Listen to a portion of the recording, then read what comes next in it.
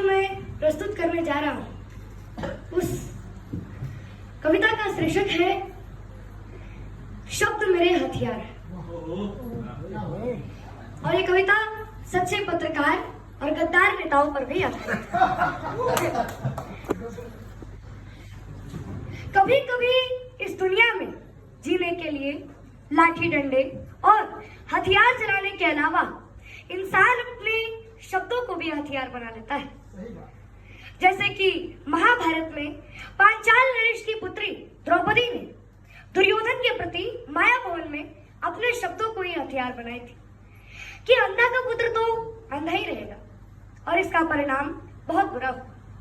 दुर्योधन ने द्रौपदी का चीरहरण कर डाला और पांचों पांडव और भगवान श्री कृष्ण ने मिलकर पूरा महाभारत ही रचा डाले। तो आइए अब प्रस्तुत है कि शब्द मेरे हथियार है। मैं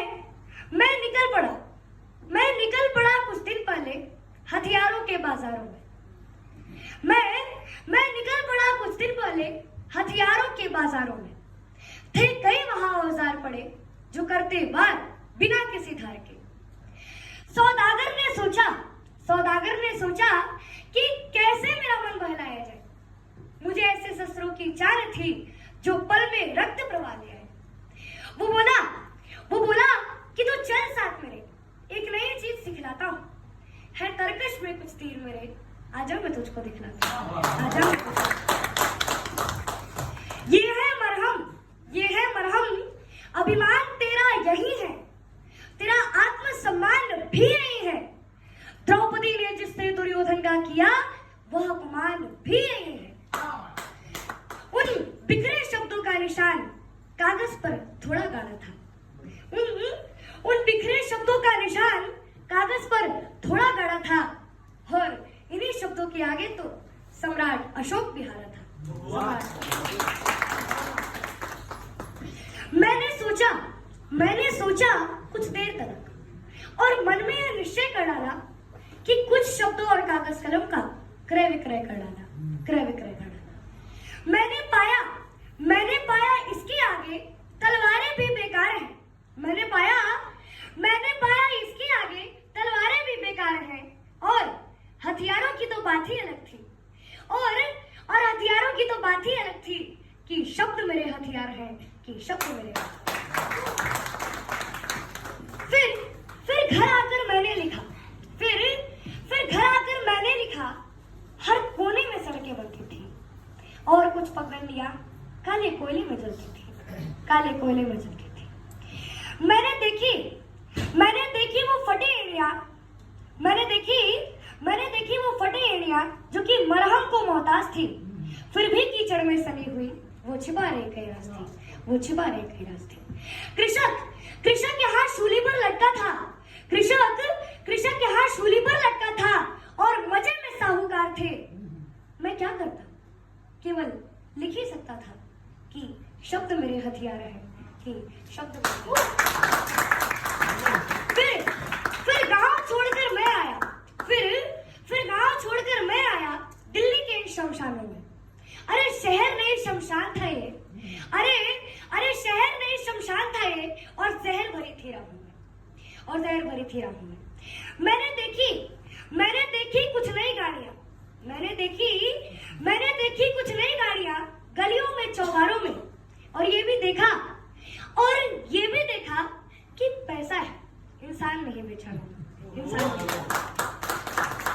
तकनीकी ने घेर लिया है इनको अपने पाशों में। शायद थोड़ी ही जान बची थी इन चलती फिरती लाशों में। मैंने देखे इंसान बहुत जो पुल के नीचे सोए थे। मैंने देखे इंसान बहुत जो पुल के नीचे सोए थे। पर सत्ताधारियों को क्या था? वो तो अपने सपनों में खोए थे।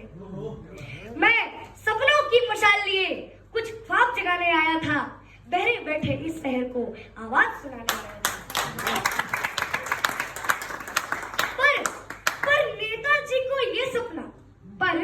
पर नेताजी को ये सपना, ये ख्वाब कभी मंजूर न था।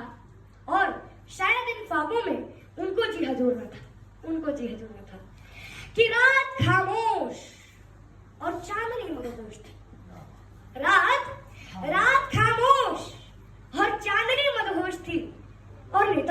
अरे उनकी नींद तो किसी महबूबा की बाहों में बेहोश थी। हवाएं चल रही थी, हवाओं में साजिशें पड़ रही थी। पर तभी दरवाजे पर एक दस्तक हुई और वे साए अंदर दाखिल हुए। मैंने पूछा क्या काम है, क्यों आए हो यहाँ, क्या मुझसे कोई काम है? वे बोले, हम कठपुतली, ये नेताजी का फरमान है। मैं भागा अपनी कलम उठाने, क्योंकि यही मेरी हथियार थी। और पहली बार किसी तमंचे के आगे फिर कलम मेरी लाचार थी। मुझे मालूम था कि लाश मेरी किसी दिन किसी नाले में मिल जाएगी, पर नेताजी की यही थी मर्जी। पर नेताजी की यही थी मर्जी, फिर पुलिस भी क्या कर पाएगी? लेकिन फिक्र तुम बिल्कुल भी मत करना, इस दुनिया के हालातों का। बारिश हर वक्त नहीं आती, वो आती है तब जब मौसम हो बरसातों का। अरे तुम भी लिखना इन नेताओं पे। अरे क्यों कातिल ये नेता गद्दार है? हर इन गद्दारों से क्या डरना, जब शब्द तेरे हथियार है और जब शब्द मेरे हथियार है। जय हिंद, जय भारत, वंदे मातरम।